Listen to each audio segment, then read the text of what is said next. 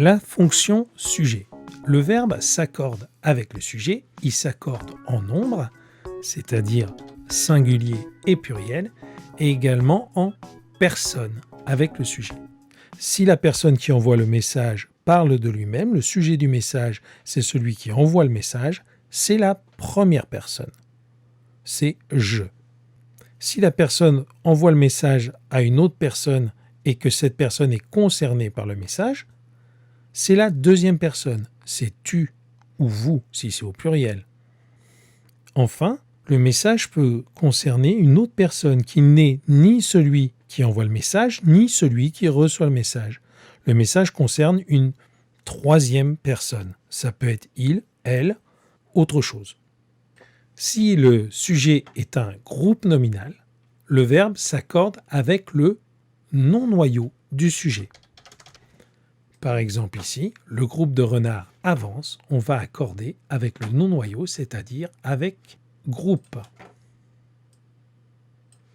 Et donc on va mettre au singulier. Tu vois, le groupe de renards avance.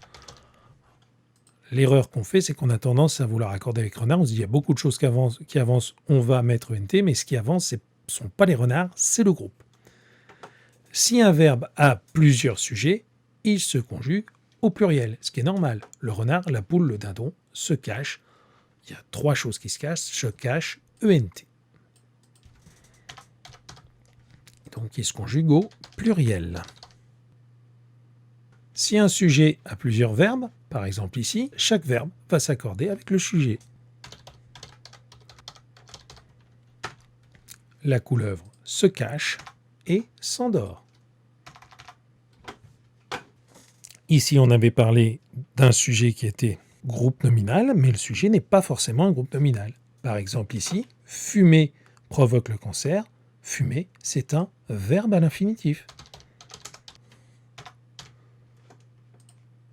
Ce qu'il dit n'a pas de sens. Ici, le sujet, eh bien, c'est une proposition. Et oui, c'est un groupe de mots dont le noyau est un verbe qui s'organise autour d'un verbe. Ici, le sujet est une proposition. Et donc, on a affaire à une phrase complexe. Tu verras plus en détail au collège. Donc, le sujet, il peut être autre chose. On ne va pas se casser la tête, tu vois. Dans tous les cas, le sujet peut être remplacé par un pronom personnel.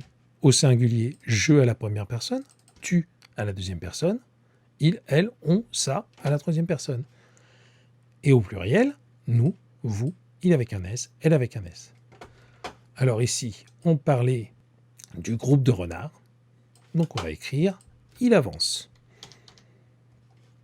Alors, là, c'était le renard, la poule et le dindon.